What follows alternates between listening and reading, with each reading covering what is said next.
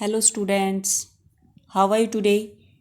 Welcome back to the new session of English grammar. Again we are going to discuss the important topic tense of English grammar.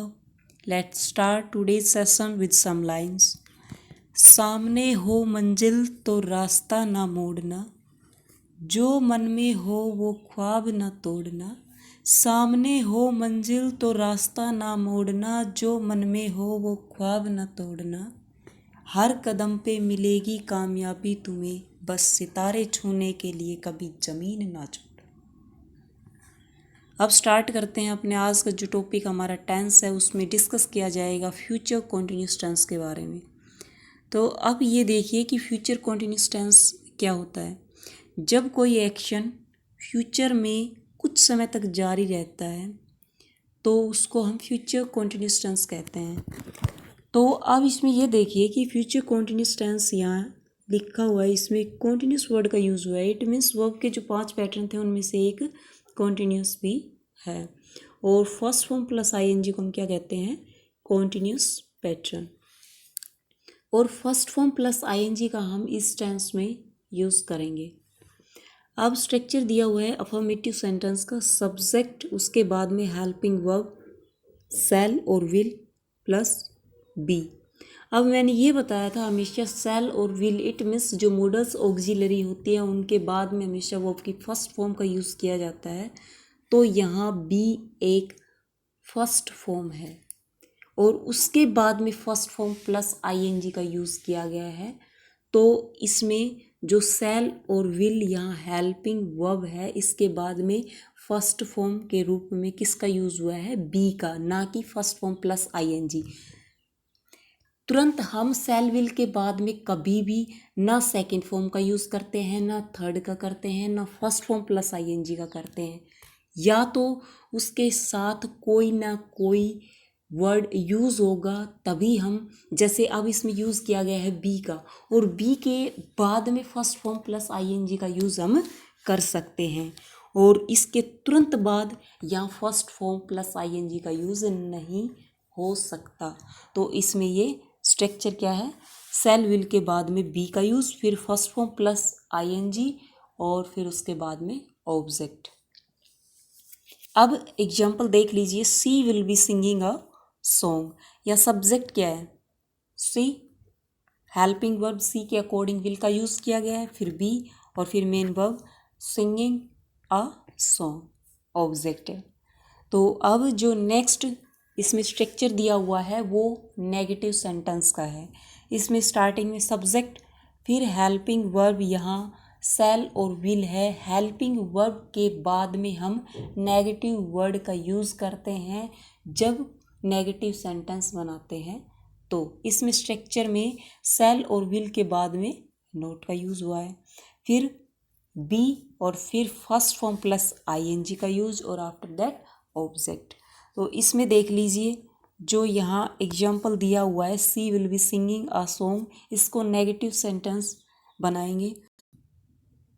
अब इसमें जो sentence है helping verb यहाँ will, तो इसके बाद में हम नेगेटिव वर्ड जो नोट है उसका यूज़ करेंगे, क्योंकि नेगेटिव सेंटेंस बनाते हैं तो हेल्पिंग वर्ब के बाद में नेगेटिव वर्ड का यूज़ किया जाता है. तो इसमें she will not be singing a song, ये एक नेगेटिव सेंटेंस हो गया. अब इसमें दिया हुआ है आगे स्ट्रक्चर, वो है इंटेरोगेटिव सेंटेंस का. तो इंटेरोगेटिव सेंटेंस में स्टार्टिंग होती है हेल्पिंग वर्ब से. इट मीन्स सब्जेक्ट से पहले हम हेल्पिंग वर्ब का यूज़ करते हैं. वैसे तो इंटेरोगेटिव सेंटेंस बनाते हैं तो हम WH वर्ड्स का भी use just before helping verb कर सकते हैं. तो इसमें जो स्ट्रक्चर दिया हुआ है वो है शैल विल का यूज़ स्टार्टिंग में, तो ये हो गया हेल्पिंग वर्ब. फिर सब्जेक्ट इसके बाद में यूज़ किया जाएगा, उसके बाद फिर बी, फिर फर्स्ट फॉर्म प्लस आईएनजी और फिर ऑब्जेक्ट और लास्ट में क्वेश्चन मार्क का यूज़ करेंगे. अब यहाँ सेंटेंस दिया हुआ है she will be singing a song, इसका इंटेरोगेटिव सेंटेंस क्या होगा? अब ये देखिए कि यहाँ हेल्पिंग वर्ब विल, तो विल का यूज़ हम स्टार्टिंग में करेंगे, फिर जो सब्जेक्ट दिया हुआ है सी उसका यूज़ होगा और फिर बी सिंगिंग अ सॉन्ग और लास्ट में क्वेश्चन मार्क का यूज़ किया जाएगा। तो अब हम पढ़ेंगे फ्यूचर परफेक्ट टेंस को, उसके बाद में डिस्कस किया जाएगा फ्यूचर परफेक्ट कॉन्टिन्यूस टेंस और लास्ट में इन तीनों के जो यूसेस होंगे उनको डिस्कस करेंगे। तो अब स्टार्ट करते हैं अपने जो नेक्स्ट पार्ट है फ्यूचर टेंस का, फ्यूचर परफेक्ट टेंस, उसको डिस्कस कर लेते हैं। अब देखिए फ्यूचर परफेक्ट टेंस क्या होता है।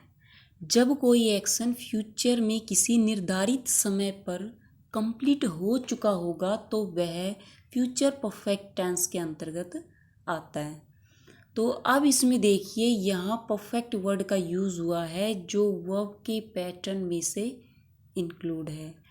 तो perfect it means third form को परफेक्ट पैटर्न कहा गया था। इट मीन्स इस टेंस में हम थर्ड फॉर्म का यूज़ करेंगे। अब यहाँ स्ट्रक्चर दिया हुआ है अफर्मेटिव सेंटेंस का, सब्जेक्ट, उसके बाद में हेल्पिंग वर्ब शैल और विल, फिर हैव का यूज़ है। अब ये देखिए कि मैंने ये बताया था यदि शैल विल इट मीन्स जो भी मॉडल्स ऑक्सिलरी आती हैं सेंटेंस में तो उसके बाद में हमेशा फर्स्ट फॉर्म का यूज़ किया जाएगा। कभी भी हम इनके बाद सेकेंड फॉर्म, थर्ड फॉर्म या फर्स्ट फॉर्म प्लस आईएनजी इनका यूज़ नहीं करते। केवल और केवल मॉडल्स ऑक्सिलरी होते हैं, इनके बाद में हमेशा वर्ब की फर्स्ट फॉर्म का यूज़ किया जाता है। अब इस सेंटेंस में ये देखिए कि यहाँ हैव का यूज़ हुआ है, वो क्या है, फर्स्ट फॉर्म है, और शैल विल के बाद मैंने क्या बताया था, फर्स्ट फॉर्म का यूज़ होगा।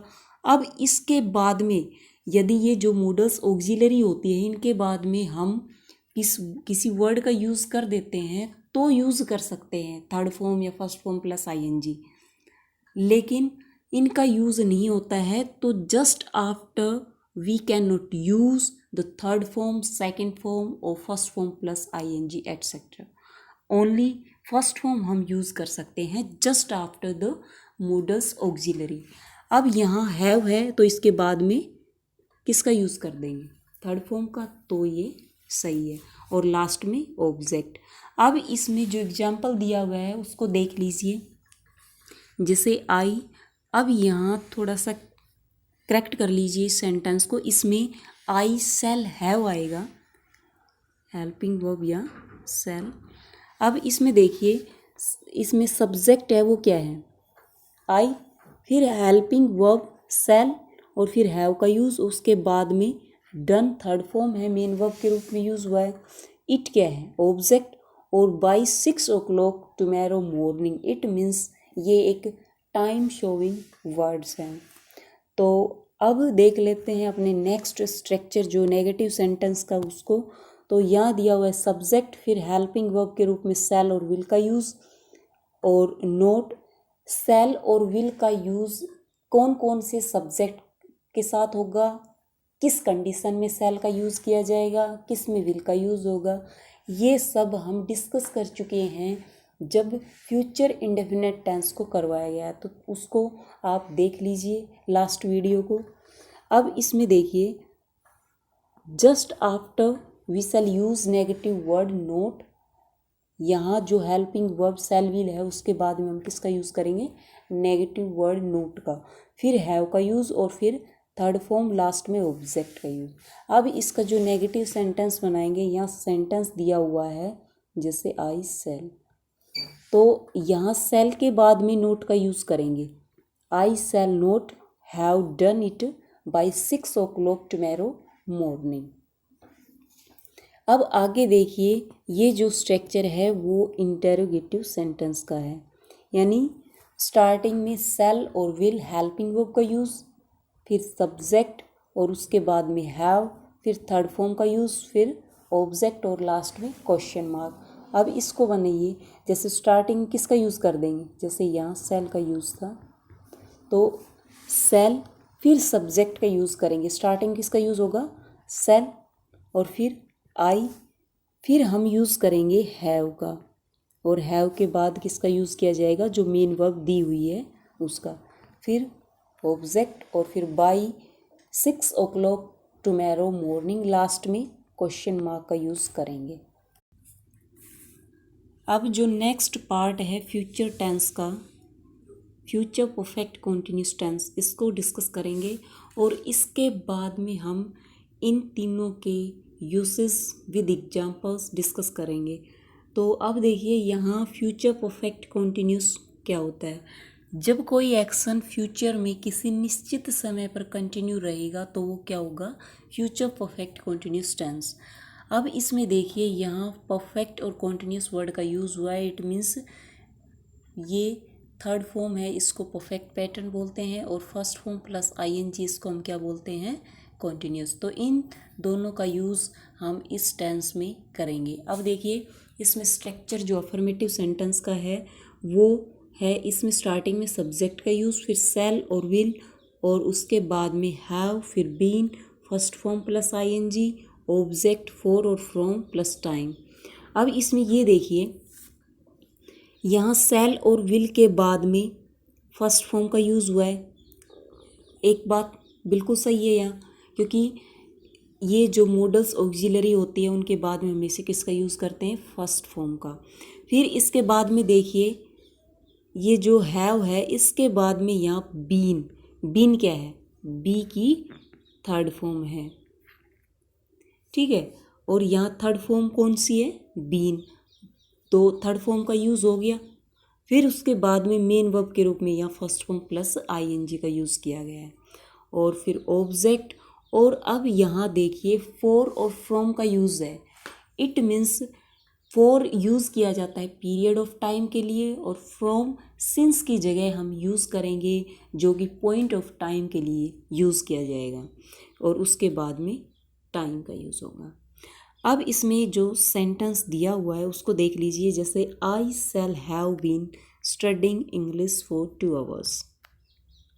अब इसमें देखिए सब्जेक्ट क्या है, आई, हेल्पिंग वर्ब क्या है यहाँ, शैल, हैव बीन, बीन का यूज़ हो गया, फिर studying ING, first form plus ING का यूज़ हुआ है, फिर उसके बाद में ऑब्जेक्ट, और फिर यहाँ पीरियड ऑफ टाइम दिया गया है तो उससे पहले हमने फॉर का यूज़ कर दिया।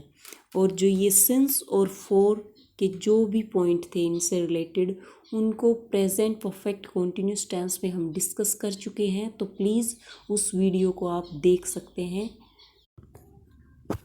अब इसमें स्ट्रक्चर दिया हुआ है नेगेटिव सेंटेंस का, तो स्टार्टिंग में यूज़ है सब्जेक्ट, फिर सेल और विल हेल्पिंग वर्ब, फिर इसके बाद में नोट का यूज़ होगा, क्योंकि नेगेटिव सेंटेंस है तो नेगेटिव वर्ड का यूज़ होगा, फिर उसके बाद में हैव, फिर बीन, और फिर फर्स्ट फॉर्म प्लस आईएनजी, और फिर ऑब्जेक्ट का यूज़, फिर फॉर या फ्रॉम में से यूज़ होगा, और उसके बाद में टाइम। अब ये देख लीजिए यहाँ जो सेंटेंस दिया हुआ है उसको नेगेटिव कैसे बनाएंगे। जैसे यहाँ सब्जेक्ट आई, फिर सेल हेल्पिंग वर्ब का यूज़ हो गया, और इसके बाद में हम नोट का यूज़ करेंगे, फिर have been studying English for 2 hours। ये क्या हो गया, नेगेटिव सेंटेंस। अब नेक्स्ट जो यहाँ दिया हुआ है स्ट्रक्चर वो है इंटरोगेटिव सेंटेंस का। स्टार्टिंग में यूज़ है हेल्पिंग वर्ब का, सेल और विल, फिर उसके बाद में सब्जेक्ट, फिर हैव बीन, फिर फर्स्ट फॉर्म प्लस आईएनजी, और उसके बाद में ऑब्जेक्ट, फिर ये फॉर और फ्रॉम में से, और इसके बाद में यूज़ होगा जैसे टाइम, और लास्ट में यूज़ करेंगे हम क्वेश्चन मार्क का। अब सेंटेंस दिया हुआ है, इसमें देखिए जो इंटेरोगेटिव सेंटेंस कैसे बनाएंगे, तो इसमें यहाँ हेल्पिंग वर्ब क्या है, क्योंकि इंटेरोगेटिव सेंटेंस में स्टार्टिंग किसका यूज़ करेंगे, हेल्पिंग वर्ब का, और इस सेंटेंस में जो हेल्पिंग वर्ब है वो क्या है, सेल, फिर सब्जेक्ट का यूज़ किया जाएगा, और उसके बाद में हैव बीन, और फिर जो मेन वर्ब यहाँ दी हुई है स्टडिंग इंग्लिश फॉर 2 hours, और लास्ट में यूज़ कर देंगे हम क्वेश्चन मार्क का। अब जो हम फ्यूचर कॉन्टिन्यूस, फ्यूचर परफेक्ट और फ्यूचर परफेक्ट कॉन्टिन्यूस टेंस को डिस्कस कर चुके हैं, तो अब हम स्टार्ट करेंगे इन तीनों के यूसेस विद एग्जांपल्स। तो यहाँ देखिए फर्स्ट सेंटेंस दिया हुआ है he will be playing cricket tomorrow morning, यानी वह क्रिकेट खेलता रहेगा टुमारो मॉर्निंग, कल सुबह। तो जब फ्यूचर में कोई एक्शन कुछ समय तक जारी रहेगा तो उसके लिए हम किसका यूज़ करेंगे, फ्यूचर कॉन्टिन्यूस टेंस का। तो नेक्स्ट सेंटेंस इसमें दिया हुआ है I shall be doing this work till the end of this month. अब ये देखिए, जब कोई एक्शन जब भविष्य में सर्टेन प्रोग्राम यानी एक निश्चित कार्यक्रम जब प्रेजेंट किया जाता है तो उसके लिए भी हम किसका यूज़ करेंगे, फ्यूचर कॉन्टिन्यूस टेंस का। अब इसमें देखिए कि I shall be doing this work, यानी मैं यह काम करता रहूँगा, till the end of this month, यानी इस महीने के अंत तक, यानी पहले से ही कोई निश्चित प्रोग्राम है, सर्टेन प्रोग्राम है, तो उसके लिए हमने किसका यूज़ किया, यहाँ उसको प्रेजेंट करने के लिए फ्यूचर कॉन्टिन्यूस टेंस का यूज़ किया है। अब जो यहाँ नेक्स्ट सेंटेंस दिया हुआ है वो है he will have finished his work before Monday, यानी वह अपना काम फिनिश कर देगा बिफोर मंडे, यानी सोमवार से पहले। जब कोई एक्शन फ्यूचर में यानी आने वाले समय में निश्चित समय तक पहले ही कंप्लीट हो चुका होगा तो उसके लिए यूज़ किया जाता है फ्यूचर परफेक्ट टेंस का। तो अब इसमें क्या है, एक टाइम दिया हुआ है, यानी मंडे से पहले क्या होगा, काम उसका फिनिश हो चुका होगा, तो उसके लिए किसका यूज़ करेंगे, फ्यूचर परफेक्ट टेंस का। तो अब ये देखिए, जब सेंटेंस में आपको वर्ड्स मिले जैसे बाय, मंडे, ट्यूसडे, इसके आगे आपको मिल सकते हैं, या फिर इसके अलावा बाय जनवरी, फरवरी, मार्च, अप्रैल, ये जो भी मिल सकते हैं, या फिर बिफोर के साथ मिल सकते हैं, बिफोर, संडे, मंडे, फिर बिफोर के साथ जनवरी, फरवरी। तो इनका यदि यूज़ आपको सेंटेंस में मिल जाता है तो वहाँ आप यूज़ करेंगे फ्यूचर परफेक्ट टेंस का। इट मीन्स ये टाइम शोइंग वर्ड्स है, तो इनका सेंटेंस में यूज़ आपको मिल सकता है, तो you have to use the future perfect tense. अब नेक्स्ट जो यहाँ सेंटेंस दिया हुआ है उसको देख लीजिए, you will have watch the film Mister India. अब ये देखिए, जब सेंटेंस में संभावना या अनुमान, इट मीन्स लाइकलीहुड या इन्फ्रेंस का भाव हो तो उसको प्रेजेंट करने के लिए हम फ्यूचर परफेक्ट टेंस का यूज़ करते हैं।